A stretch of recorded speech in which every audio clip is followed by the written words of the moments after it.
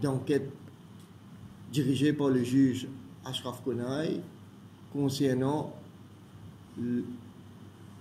l'ex-présidente Amina Garib Fakim qui tient instauré une commission d'enquête à l'époque quand elle était encore présidente quand l'affaire Platinum Code est déclarée. Le gouvernement, évidemment, peut apprendre, comme tout le monde, qui tout le déroulement de la commission d'enquête et bien sûr, nous attendons que la commission d'enquête produise ce rapport et le gouvernement pour agir en conséquence. Mais déjà, ce que nous pouvons constater, ce que nous trouvons rapporté dans la presse, nous trouvons et nous sommes capables de dire d'emblée que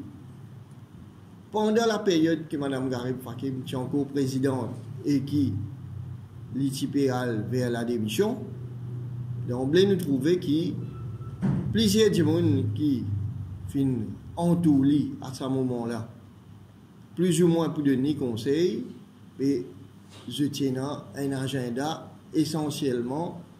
un agenda pour tenir l'image du gouvernement, un agenda politique, un agenda pour nuire le gouvernement en place et nuire à l'image du Premier ministre. Nous laissons le peuple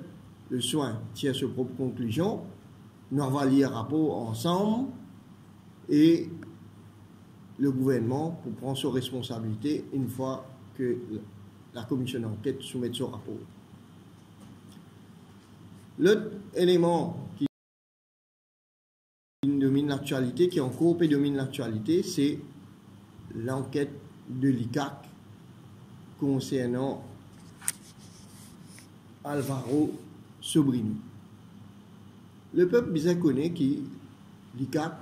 fait ouvrir l'enquête à la suite d'une lettre anonyme qui le Premier ministre fait recevoir, une lettre qui fait faire plusieurs allégations contre un politicien,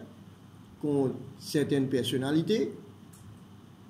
et lettre là fin accompagnée de une coupure de presse. Et dans ce contexte-là, le Premier ministre, comme un citoyen responsable, il fait ce devoir,